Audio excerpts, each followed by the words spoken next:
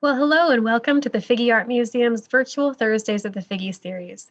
My name is Melissa Moore and I'm Director of Education at the Figge, and I'm happy you could join us tonight as we celebrate the artists selected to participate in the newly opened exhibition, College Invitational. For the time being, we're hosting these virtual programs on most Thursdays, so please check out the Figge's website for information on upcoming programs.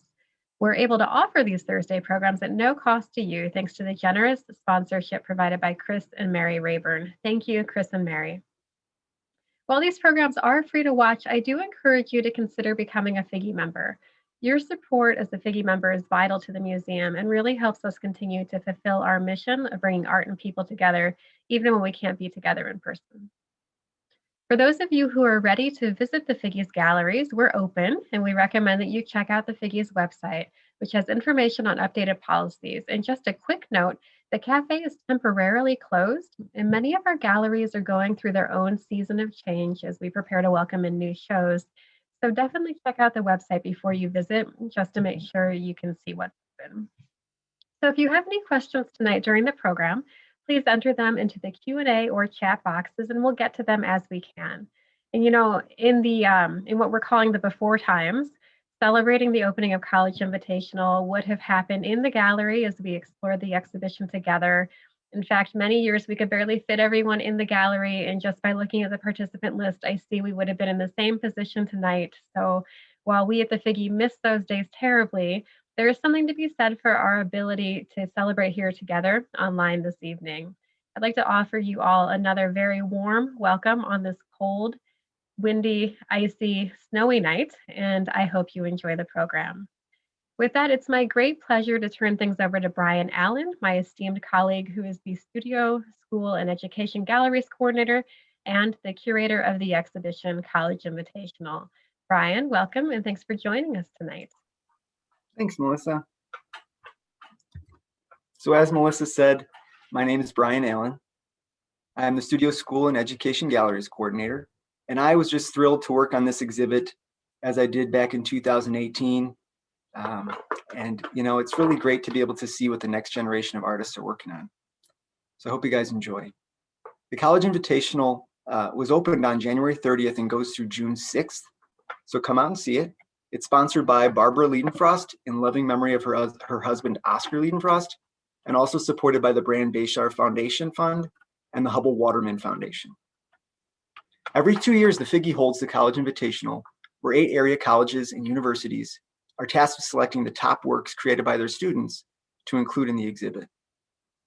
The schools included are Augustana College, Blackhawk College, Clinton Community College, Knox College, Monmouth College, Scott Community College, St. Ambrose University, and Western Illinois University. This year is the 11th College Invitational. We had it scheduled last March, but as you know how last March went, we had to cancel it due to the pandemic. So we are excited to be able to hold it here and in a new space in the Katz Gallery. So if you haven't been to the museum and you're going out and about, please come down to the museum and check it out.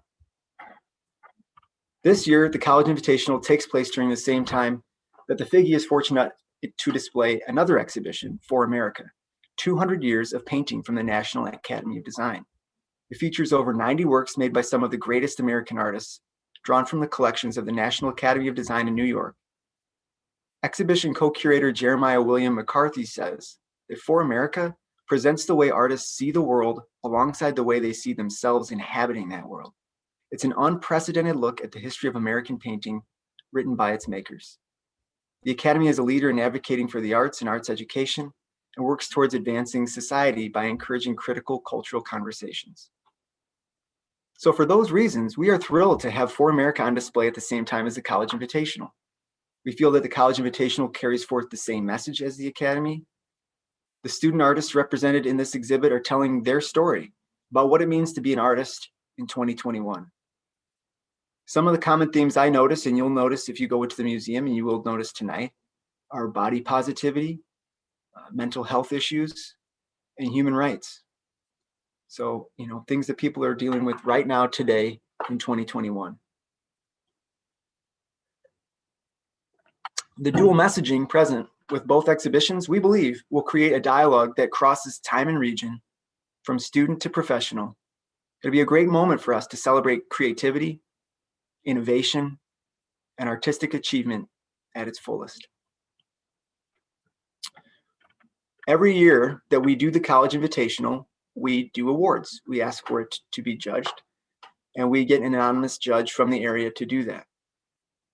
Thanks to a generous scholarship from Barbara Liedenfrost in loving memory of her husband, Oscar, the Figge will award cash prizes for first, second, and third place winners, as well as 2 honorable mentions and 2 Judge's Choice Awards. The judge wanted to share some words of her own. The exciting thing about a college exhibition is the ability to visually see what is important to mostly younger people. At this point, the students are perfecting their skills, and they have enough confidence in the medium to be able to use it to say something important. Art is such a great way to express your feelings about something in a way that people respond to internally on a personal level, which is very different from telling someone how you feel about the same thing. The best pieces in this show are well crafted and convey the artist's thoughts about an issue in an engaging way. There are several very thoughtful pieces that provided me with an insight into that person's world that I now appreciate. So what I'd like to do now is to announce the awards. I'm going to read the details about the artist's work, as well as read their statement. So for the first work, it's a Judge's Choice Award. This is given to Amy Bienga Buban for her work Lizard Tail Bath Mat that she created in 2020. Amy graduated in the spring of 2020, but like I said, we couldn't have the exhibit then. So her piece is in there now. It's made of wood, ceramic, and spray paint. And I'm going to read to you Amy's statement. Lizard Tail Bath Mat is a sculpture that utilizes multiples, all of which were painstakingly handmade from clay, fired, then adhered one at a time to a wooden base. It's intended to be a play on a luxurious, fluffy shag carpet bath mat that might be used by a human-sized lizard featured in a series of my paintings. Creating this piece was fun, unexpectedly challenging, and finally finished with over 1,700 individual lizard tails. All right, we need a little virtual applause for Amy. Congratulations, Amy. Another Judge's Choice Award went to Z. Kendall, who's a freshman at Monmouth College. The work is titled Gardien des Clés, or Keeper of the Keys, was made in 2020 from acrylic, relief ink, and embroidery on canvas. Statement here is, I pricked my finger, making just about every stitch. The pain was necessary. The pain, the repetition, the feeling of endlessness in the midst of each part of the process of creating this piece was absolutely fucking nothing in comparison to the pain felt by those of us who need to revolt to survive and might get raped, killed, kidnapped, tortured, etc. anyway, especially non-men who are also people of color. There's a quote here, because every time we pick up a pen or an instrument or get anything done, we are creating the revolution. We are the revolution. It's by Kathleen Hanna. What is Riot Girl, 1991. Another virtual applause. The next award is an honorable mention, and it goes to Rebecca Quick, who is a senior at Monmouth College. The work is called Metamorphosis, was made in 2020, and is made out of paper, fishing line, a dowel rod, and mixed media. It is suspended in the space, so you can see it from both sides when you're there. Here's the artist's statement. People always seem to come into your life and leave. It can be difficult to find the ones who will remain in your life for the long haul. This piece resembles people I believe will be in my life for good, my brother, sister, and myself.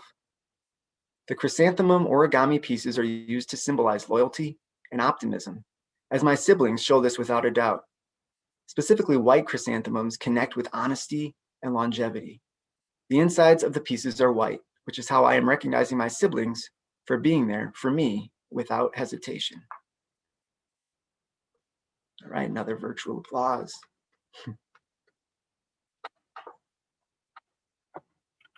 The next award is another honorable mention. This is for Dion Danzy, who is a senior at St. Ambrose University. The piece is called Shield and is from the exhibition called Take Care in 2020. This is a digital print. This is the artist's statement.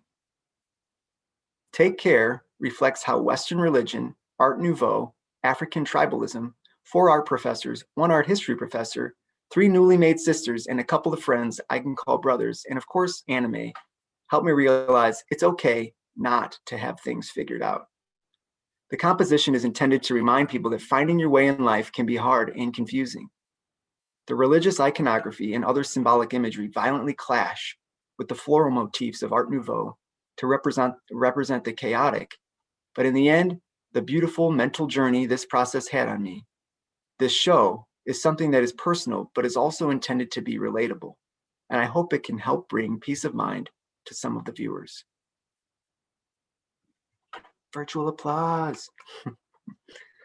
All right, so the next prize, I should say, is for 3rd place, and this is for Megan Peterson, who is a senior at St. Ambrose University.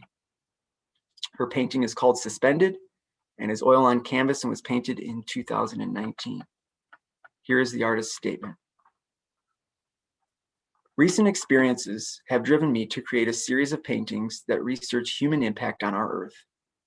Growing up, I had believed that the best way to care for Earth was to leave it alone, especially when I was hiking or camping. I found, however, that our direct involvement in ecosystems is now crucial. The impact of human activities, transportation, housing, agriculture, and more becomes colossal when multiplied by the billions of humans that are on and have walked this Earth. Our actions have become the dominant influence on climate and the environment today, a geological age that global researchers call the Anthropocene. Virtual applause.